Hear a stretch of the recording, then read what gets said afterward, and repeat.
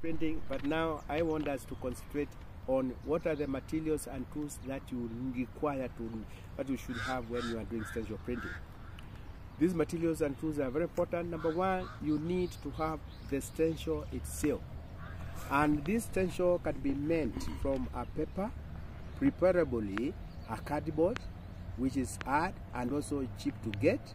You can also make a stencil from a plastic material, and also you can use a thin metal to make a stencil.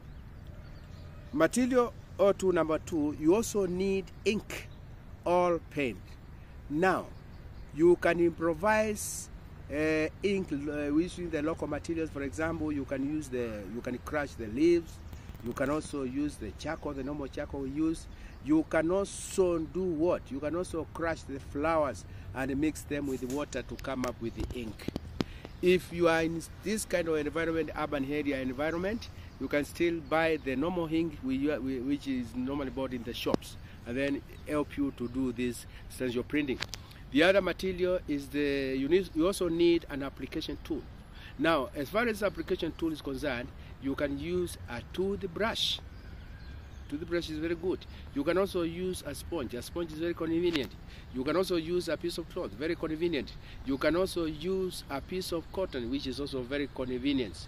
And again, where are you going to print after you have collected all the materials?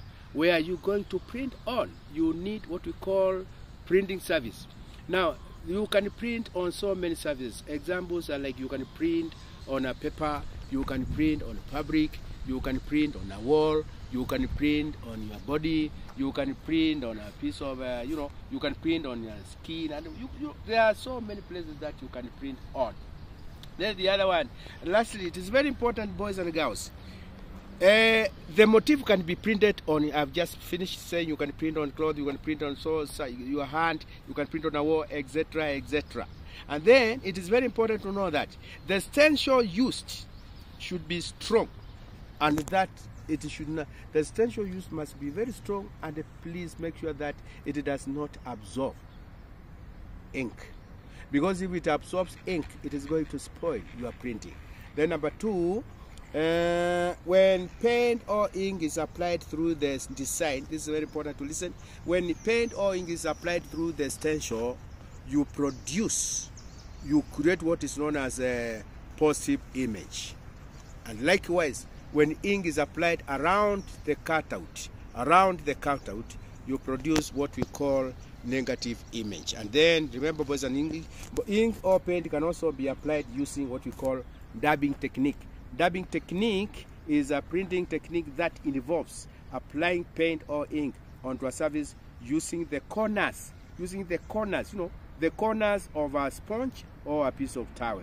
For more details, please go to page 88 up to page 92, and then page 93, and read. And then from there, now you be standby. When we meet in class now, one-on-one, I'm going to give you some 4 questions to test your understanding. Nice time. Bye, grade 6. And please remember to view and also subscribe so that we can grow as Mafunzo New Curriculum TV. Viewers at service, P. Mwangangi. Remember, my number is there.